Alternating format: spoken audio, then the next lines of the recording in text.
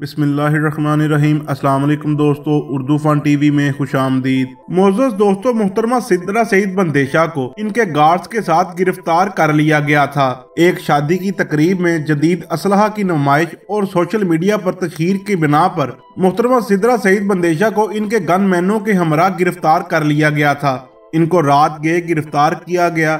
अगले ही रोज अदालत ने मोहतरमा सिद्रा सईद बंदेशा के खिलाफ होने वाली दफात को खारिज करते हुए मोहतरमा सिद्रा सईद बंदेशा को बाइज्जत रहा कर दिया। इनकी गिरफ्तारी के मामले पर CPO सुहेल चौधरी का कहना था कि इनसे जदीद असलहा बरामद हुआ है, किसी को कानून हाथ में लेने की इजाजत नहीं है, खिलाफ वर्जी की सूरत में सख्त कार्रवाई अमल में लाई जाएगी। मोअज़्ज़ज़ दोस्तों, मोहतरमा सिद्रा सईद बंदेशा चौधरी अलियास जट अल मरूफ अलियासा चौटिया की भतीजी हैं। चौधरी सईद जट बंदेशा की साहबजादी हैं और मरहूम चौधरी अब्दुर्रहमान बंदेशा की हमशीरा हैं और NA 106 में MNA की उम्मीदवार भी हैं।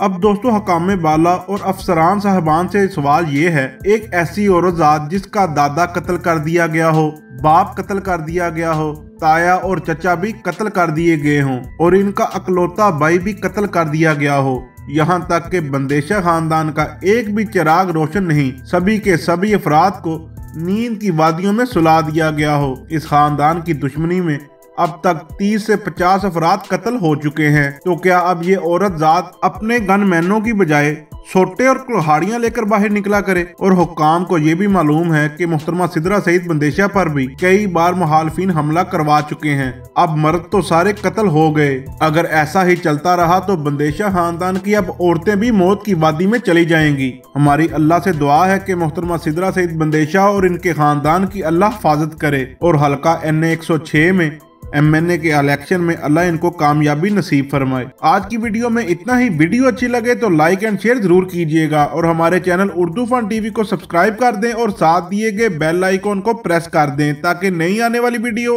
आपको बर वक्त मिल सके।